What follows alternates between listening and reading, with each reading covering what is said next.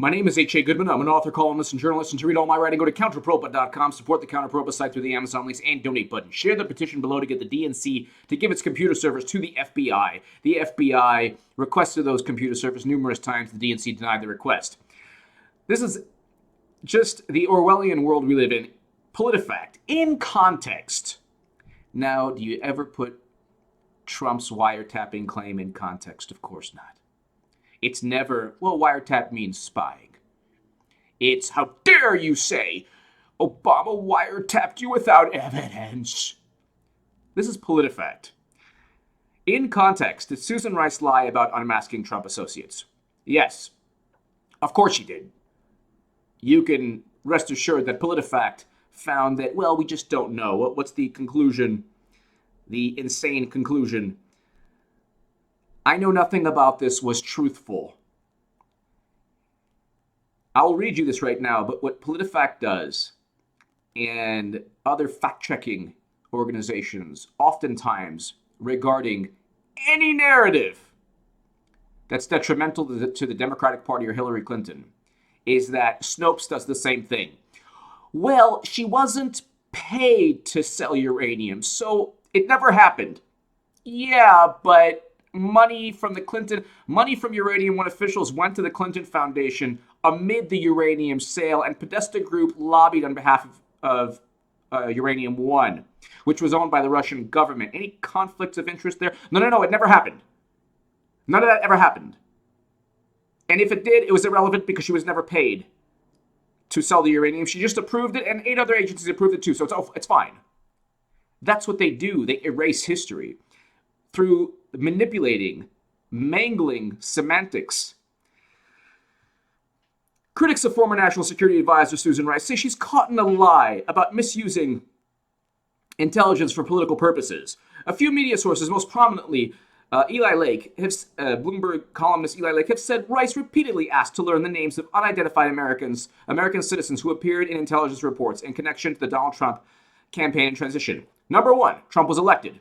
Number 2, since he was elected, we know that the names Susan Rice asked for or unmasked amounted to nothing. They didn't lead to anyone's conviction. They didn't lead to any evidence of Trump-Russia collusion. We know that from James Clapper, because James Clapper stated up until the time he left office, there was no evidence of Trump-Russia collusion. One would think that Susan Rice unmasking names would lead to evidence. Obviously didn't. Trump was elected.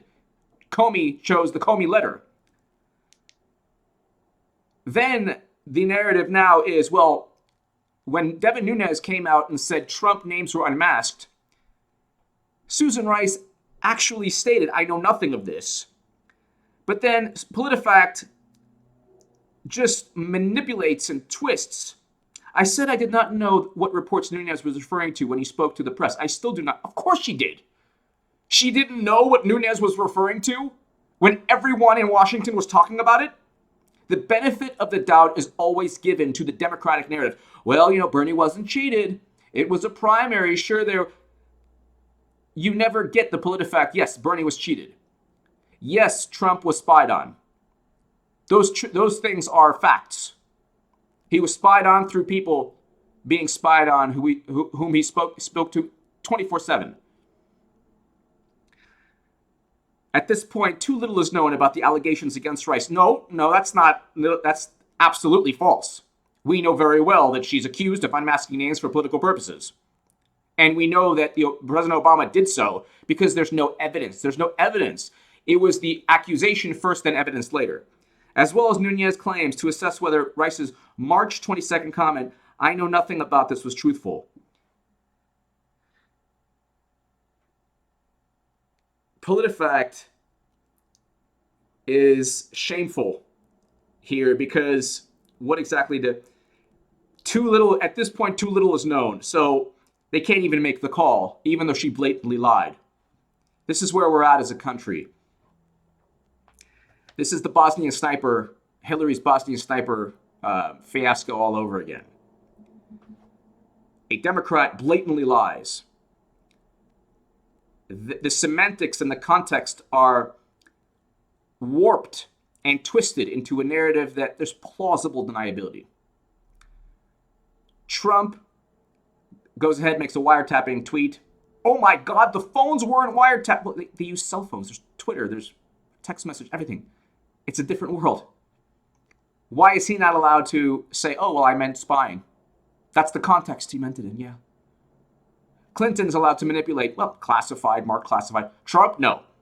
And Bernie, God forbid, he was never cheated. PolitiFact never spent time on Bernie Sanders being cheated, Jill Stein being attacked by the Democratic Party, because the fact-checking firms or organizations, they focus on semantics and twist context to make it seem like the uranium deal never happened. Just check out the Snopes article. The uranium deal did take place, and there was conflict of interest, but you'd never know it from Snopes and the fact-checking, because Trump made an inaccurate claim. Therefore, anything that could lead to suspicion is now erased with Clinton and Uranium One, or with Susan Rice now, and the fact that she blatantly lied. Give me your thoughts below. Thank you so much for listening.